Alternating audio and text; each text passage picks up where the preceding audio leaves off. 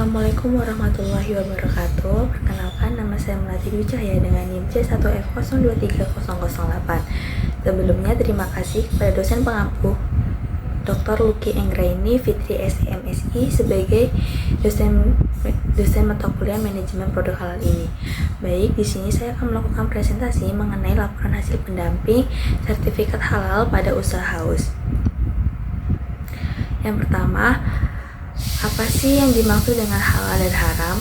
Halal berarti segala sesuatu yang diperbolehkan, suci, baik, dan tidak mendatangkan dosa jika dikonsumsi atau dilakukan.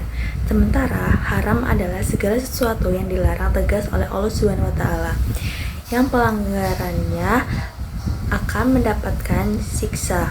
Contohnya babi, khamar, dan bangkai.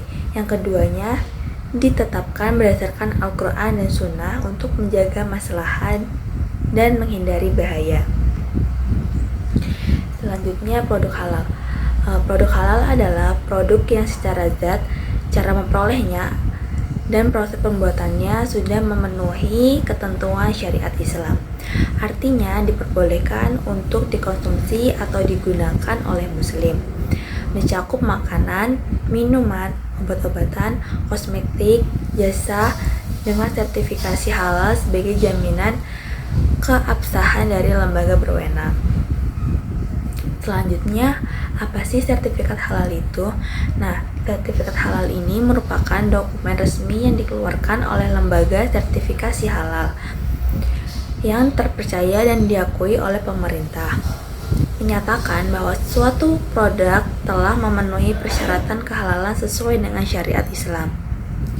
Keberadaan sertifikat ini sangat penting, terutama dalam konteks perdagangan dan konsumsi produk, guna memberikan kepastian dan kepercayaan kepada konsumen muslim akan kehalalan produk yang mereka konsumsi dan gunakan. Selanjutnya, produk yang wajib dan tidak wajib bersertifikat halal. Yang pertama, ada produk yang bersertifikat halal, meliputi makanan atau minum siap saji, bahan baku makanan dan minuman yang diolah dan dikonsumsi. Kemudian ada produk kosmetik dan obat-obatan yang kontak langsung dengan tubuh. Yang kedua, ada produk tidak wajib bersertifikat halal, yaitu produk non-konsumsi seperti pakaian, perlengkapan rumah tangga, dan barang-barang lainnya yang tidak dikonsumsi atau bersentuhan langsung dengan tubuh. Selanjutnya, apa sih tujuan dari produk halal? Nah, di sini terbagi menjadi 4. Yang pertama yaitu memberikan jaminan keamanan, kebersihan, dan kepatuhan terhadap syariat Islam bagi konsumen, khususnya muslim. Yang kedua, meningkatkan kepercayaan dan daya saing bisnis di pasar domestik dan global. Yang ketiga, membuka akses ke pasar internasional yang lebih luas. Selanjutnya, yang terakhir yaitu memenuhi kewajiban hukum serta meraih keberkahan. Selanjutnya, manfaat produk halal. Produk halal di sini juga dibagi menjadi 4. Yang pertama yaitu meningkatkan kepercayaan konsumen. Konsumen merasa lebih tenang dan yakin dalam memilih produk. Yang kedua yaitu memperluas pasar. Tidak hanya di dalam negeri, produk bersertifikat halal lebih mudah masuk ke pasar internasional, terutama negara dengan mayoritas muslim. Yang ketiga yaitu kepatuhan terhadap hukum, yaitu dalam membantu pelaku usaha memenuhi ketentuan peraturan perundang-undangan. Yang terakhir yaitu citra positif. Bagi perusahaan seperti sertifikat halal menunjukkan komitmen usaha dalam menjaga kualitas dan kejujuran dalam produksi. Selanjutnya yaitu pada inti adalah latar belakang pelaku usaha. Di sini saya sebagai pendamping melakukan pendampingan terhadap Dela Haryati. Nah, Dela Haryati ini merupakan pelaku usaha mikro dari desa Sungai Puar Mersam yang memulai usahanya dari penjualan minuman teh racikan secara sederhana di lingkungan sekitar, tepatnya di Bendalu Indah. Produk minuman teh dibuatnya dikenal memiliki rasa konsisten, harga terjangkau, dan disukai oleh masyarakat. Seiring meningkatnya permintaan, Dela mulai mengembangkan usaha secara lebih terarah dengan memproduksi 2 varian, yaitu varian teh original house dan teh hijau house. Kemudian usaha ini dijalankan dari peralatan sederhana, namun tetap menjaga kebersihan dan kualitas. Selanjutnya, bagaimana sih proses pendampingan sertifikat halal ini? Sebelum masuk ke pendampingan sertifikat halal, di sini saya akan menjelaskan apa sih pendampingan sertifikat halal itu. Nah, pendampingan sertifikasi halal adalah proses membantu pelaku usaha memastikan bahwa seluruh bahan, peralatan, dan proses produksi sesuai dengan standar halal sebelum diajukan ke BPJPH. Nah, proses pendampingan ini dilakukan secara sistematis melalui beberapa tahapan utama. Yang pertama yaitu survei atau kunjungan lokasi usaha. Dalam pendampingan ini, saya sebagai pendamping datang langsung ke tempat produksi, yaitu di Mendalu Indah. Dalam hal ini, saya mengobservasi mengenai kebersihan tempat, peralatan, penyimpanan, hingga proses pembuatan selanjutnya mencatat kondisi fasilitas untuk memastikan memenuhi standar halal dan thayyib. Yang kedua yaitu pendataan dan pengumpulan data awal.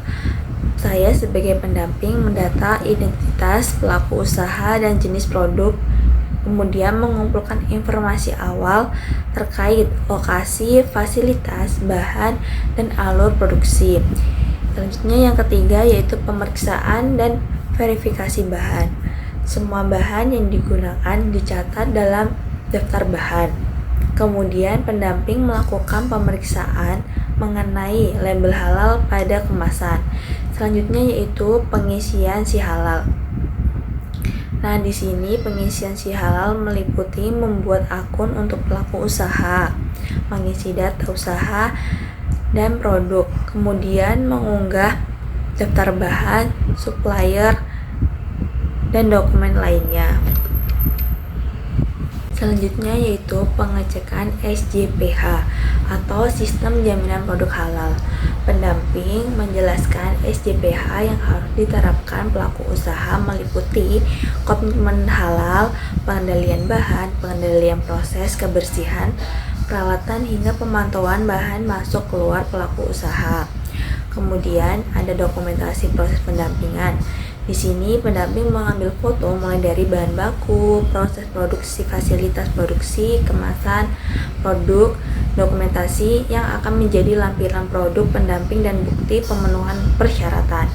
Selanjutnya yaitu verifikasi kelengkapan dokumen. Nah, sebelum pengajuan pendamping perlu mengecek ulang semua data di aplikasi, kemudian memastikan seluruh bahan memiliki status halal dan memastikan dokumen tidak ada yang salah atau kurang. Selanjutnya yaitu pengajuan sertifikasi halal.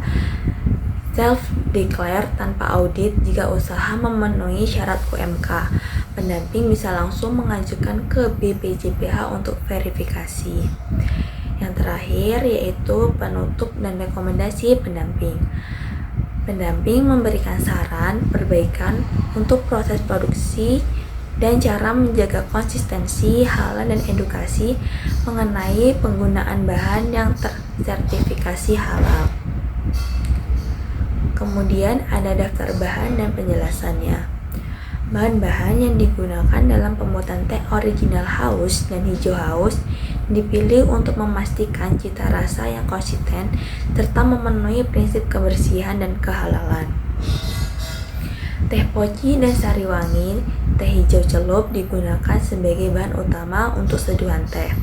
Sementara 3-in-1 green milk tea powder formula 1 merek Tratamui berfungsi menambah rasa dan aroma pada varian tertentu. Selanjutnya, gula tebu reguler digunakan sebagai pemanis alami. Sedangkan air mineral murni dan air murni es batu berperan sebagai pelarut dan pendingin minuman.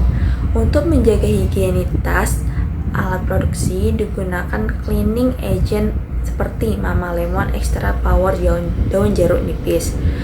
Nah, kemudian produk dikemas menggunakan gelas plastik 22 oz.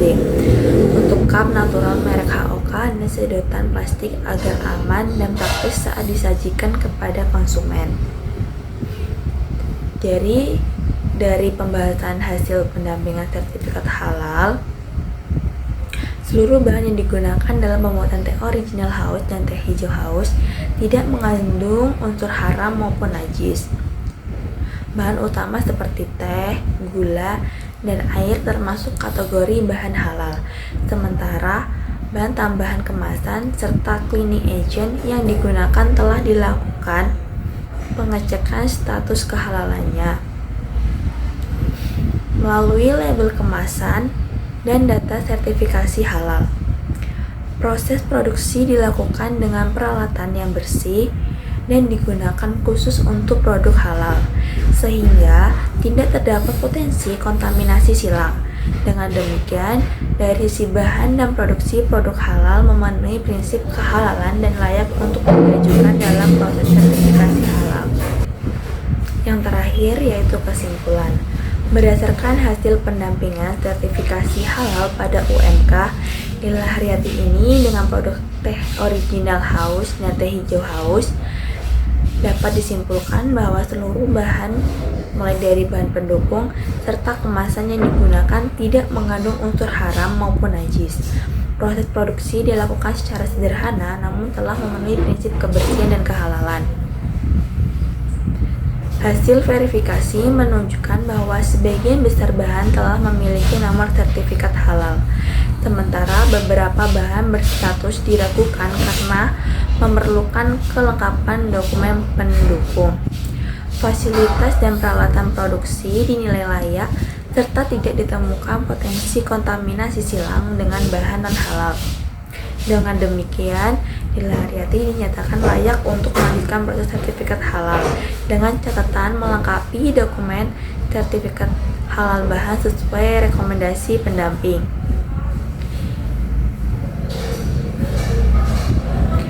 Demikian presentasi yang dapat saya lakukan. Kurang lebihnya saya mohon maaf. Saya akhiri. Wassalamualaikum warahmatullahi wabarakatuh.